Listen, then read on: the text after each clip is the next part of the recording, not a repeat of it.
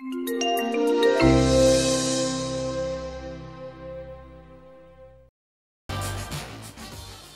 afternoon, everybody. I'd just like to add a very warm welcome from myself.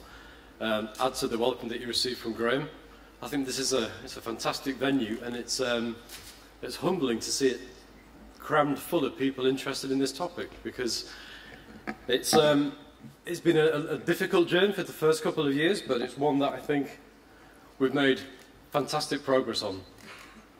So I think if we just look back at what's happening with the technology side, Graham mentioned it before, we're making good progress in standards. But if we look back and see what we've achieved as an industry in the past 2 years, to really go from recognising that we had a massive unserved opportunity for low power wide area, initiating the standards work, initiating work within the GSMA and the industry to support this, and then moving rapidly through the process so that just 2 years later, we have something that isn't just a unified standard, it's something that you will see today is going to be delivered by all of the operators across the planet, I would say. It's going to be delivered by all of the infrastructure guys. It will be supported by a large number of chipset and module manufacturers.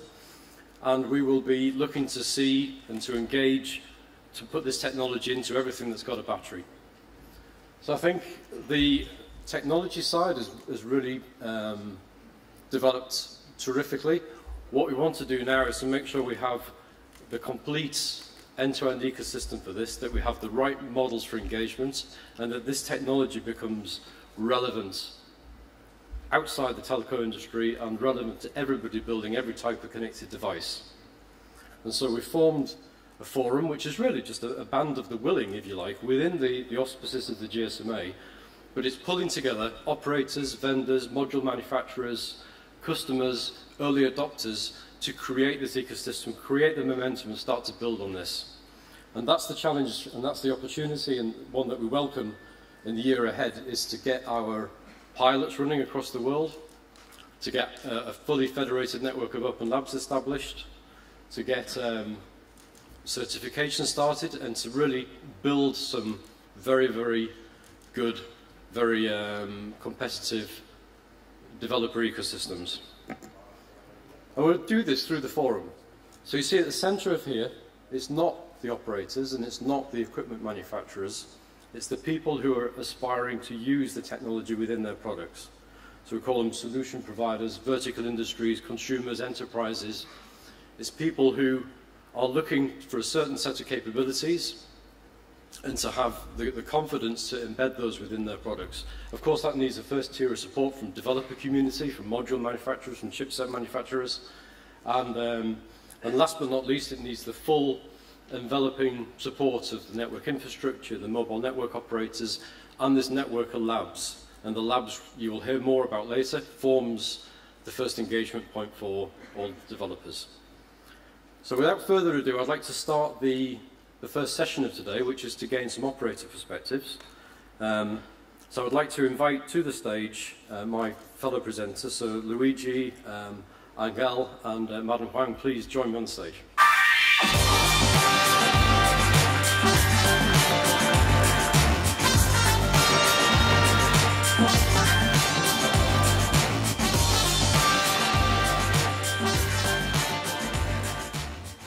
So just to very quickly introduce who we have. We have Luigi Licciardi, who's the head of standards within Telecom Italia and another firm supporter and early adopter of the technology. We have Angel David Barrio from Etisalat, pioneering narrowband IoT in the Middle East and doing a fantastic job. And of course, Madam Huang Yuhong, who needs no introduction from me, somebody that we have collaborated with very closely at this point in multiple early stage technologies, and I'm delighted to have China Mobile working so closely with us on this as well. Just to set the scene from an operator perspective, you're not going to have a series of presentations all saying the same thing, because we already agree on what the opportunity is. We already agree on the technology choice for addressing the market, and really what we want to bring to life here a little bit is how we see it playing out in the various regions. So what I will start with, though, is just to try and pull together the vision or the view as to why we're doing this from a mobile operator perspective.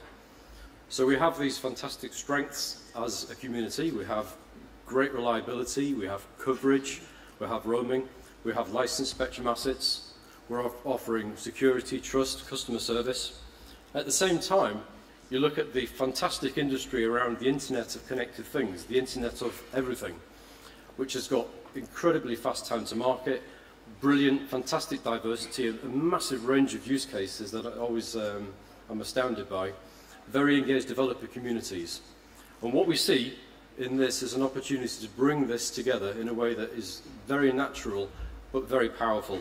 So through narrowband IoT, we can start to provide a brand new set of capabilities from the mobile industry, giving us unparalleled coverage, giving us fit and forget battery that will last for 10 years, and giving us, most crucially, very, very low device cost.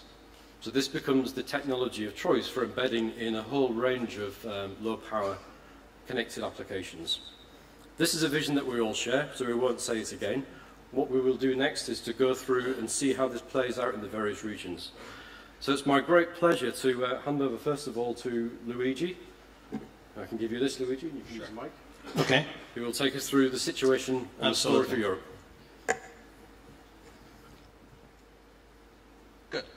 So I have a great honor because I have to represent Europe, so that's great. So thank you so much to being here in this wonderful location, Barcelona, the capital of mobile, because of Mobile World Congress and this great event. So first of all, I think that it's very important to launch a message that is not only Europe, it's worldwide and whatever. So I think that when they ask me why we go to Mobile World Congress, I say because we are proud to create this environment. And we create this environment for mobile person-to-person communication. So now I think that we have a great opportunity. We have the great opportunity here and all around the world to be proud to launch new things that is not person to person, but is things to everyone, things to things. It's a great revolution. I think that we must be proud and we must be very proactive in order to launch an ecosystem that is a complete new ecosystem where things can talk with people, people with things, and so it's a great opportunity that we have to take and to perceive all together. So, what's the situation? The situation is finally, after many years when we talk about, but the opportunity is really arriving. Some forecasts are thinking about 6 billion connections just in Europe and 1 trillion of euro in 2020 in terms of revenue just for Europe. As I told you, we have the great opportunity to change the world because Internet of Things is something that completely changed our way of life. And so that's why it's so important, because it takes any part of our life. We are talking about smart home, about connected car, about smart retail, just to mention the first 3 issues that seems to be the more mature, but I think that there are even huger opportunity in other areas where we have to work on, like wearable, e-health, and e-wellness, even more than e-health, because I think that any of us is taking the opportunity to well living. So agriculture, so we are in Italy, in France, everywhere in Europe, we're famous for food, so we have to guarantee the quality of our food, the quality of our production. And what's better than having sensor and having Internet of Things spread all over the world? So, smart energy. Smart energy is a way where we as an environment, we have to contribute to improve the quality of life, even in terms of sustainability of energy. And smart cities and tourism, great opportunity in tourism as well. And in Europe, we are so leading in the touristic environment. So what do we need? This is the general area, and the red one are the ones that are becoming more and more important, where of course we need the technology, and the technology is mature now, and it is narrowband IoT. And we have to guarantee low cost, we have to guarantee the technology. what are the best, just to focus on Italy, what are the best opportunity for Italy? We are discussing a lot about smart metering in gas, smart metering in electricity. So these are real business opportunities that are getting here. They are real. So we need the network, we need the technology to satisfy this. So this great opportunity, of course, and the technology is just the first step that we need. Because there are a lot of things that we have to work on in order to have a great opportunity in terms of business. Because, of course, we need not only to have the technology, we need even to create the ecosystem. So it's very important, the message that we want to launch here in the Narrowband IoT, that is not only technology, it's application, so we have to increase our environment, getting app developer in order to create good opportunity in different environment, because the verticals are new application, new services that are required. And another important issue that I think is one of the most critical point of attention is that IoT is a business if we have to manage data. And we have huge amount of data to manage. So that's important, even taking into account privacy issues and all this stuff. So I finished just with as you know, we are present even in Latin America. I want even to launch the message that even Latin America has a great opportunity in terms of launching this business with its particular effort, like environmental monitoring, the water managing, and all this stuff. And we will have a huge opportunity to launch some trials and some services in Rio in 2016. So I'm happy that, to launch the message, not only for Europe, but even for Latin America, a great opportunity for Narrowband IoT and for all of us. So fantastic. I think we have just 5 minutes, some pills, and I pass the word to Luke, and after. Well, actually, the other if speaker. you pass it straight to Angel, that would be fantastic. Thank you, Luigi. Thank you. Oh. Thank you. Okay. I don't know what you know about Etisalat. Etisalat, we are in 18 countries, from Nigeria, Afghanistan, Pakistan, Morocco, UAE. I mean, and in fact, the idea of today is, I'm in charge of IoT and 2M at Etisalat, how we can, why we need Narrowband IoT, and in which sectors we are thinking about it. The reality is that at the end it's very easy, it's business. I mean, we think that with Narrowband IoT we are going to have opportunities that today we cannot fulfill with GSM, unfortunately. In fact, I'm thinking on the different areas, the different type of countries. I decided to divide into. One are more the industrialized countries. Opportunity that we have there, as an example, sustainability utilities. I have included in every slide why it's necessary, what's good Narrowband IoT for us. Of course, in this case, it's electricity and coverage. In the case of the smart cities, it's there. I mean, you know Abu Dhabi, you know Dubai, smart Dubai, how important it is now on developments that we are providing there. And of course, we have a better coverage, a better business model, and of course, we can reduce the energy consumption. And wearables, probably is not so important related to the price of the devices, but it's more important to try to track in a certain moment the children, all the elderly, and batteries is quite important. But anyway, and we have to take into account that Narrowband IoT is not only for industrialized countries. Developing countries is a huge opportunity, and we have also many countries in this situation. When we're speaking about sustainability and utilities, as an example, in smart metering, in electricity, in water, there are opportunities. We are speaking, of course, agriculture and cattle.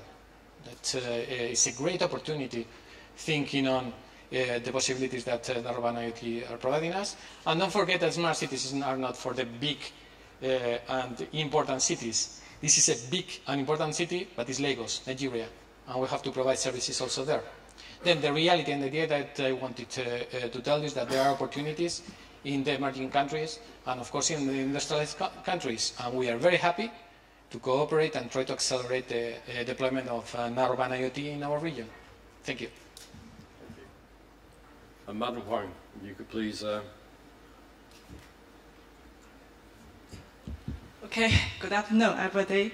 It's very good for me to hear, to share with you about the NB-IoT from China point of view. I believe you all know that China is a big country with big population. This is one key thing, not for IoT market, because IoT is also around the population for people. So with huge population, the market for IoT is also huge.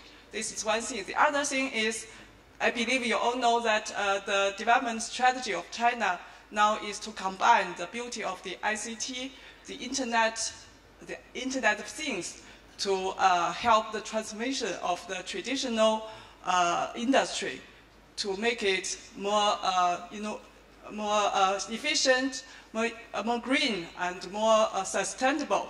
So here are some figures. I won't repeat all the figures you can see from the slides. Here we, for the NB-IoT, we think is has a very large potential. It's a part of the IoT network service. It has a lot of market user case we can work for. Here we list some of them, but they are not all of them, but we think it's very typical. For example, the logistic, and the environment monitoring, the smart metering, smart home, we think is all good for the NB-IoT and also have a huge market potential. So we think the IoT market service is become an important way for the industry to develop. So for us to facilitate the booming of the service, there's a lot of key things we need to think about. One is for the end-to-end system, we hope, as Luke has already mentioned, the beauty of the NB-IoT, a lot of benefit. Here we want to emphasize 3 points. One is for the chipset and the modular, it should be highly integrated with very low cost, very small size, very low power consumption. And the other thing is about the authentication. It should be very also low cost and very convenient to use. This third one is to eliminate the barrier for developer for the service development. So we think we should have a unified and open interface to the sensors and also unified open interface to the application. So also to meet the, to grab the opportunity for the IoT service, we think the whole industry should speed up the development. For example, the standards should be finished in time. The network side, the terminals, the chipset and the modular side should also work together and hard. And here we list the plan for China Mobile to develop the NB-IoT to facilitate the maturity of the whole standard NB-IoT system. And also in parallel, also begin to do the service development. We hope we can have the service and the ecosystem matured in time.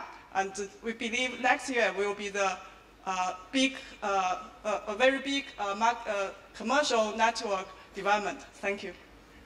Thank you very much, Madam Huang.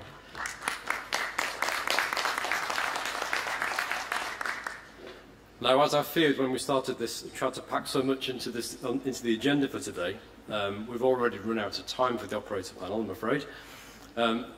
I will take just one question, if we may, and then we will have to move to the next session. Do we have anybody brave enough to ask a question?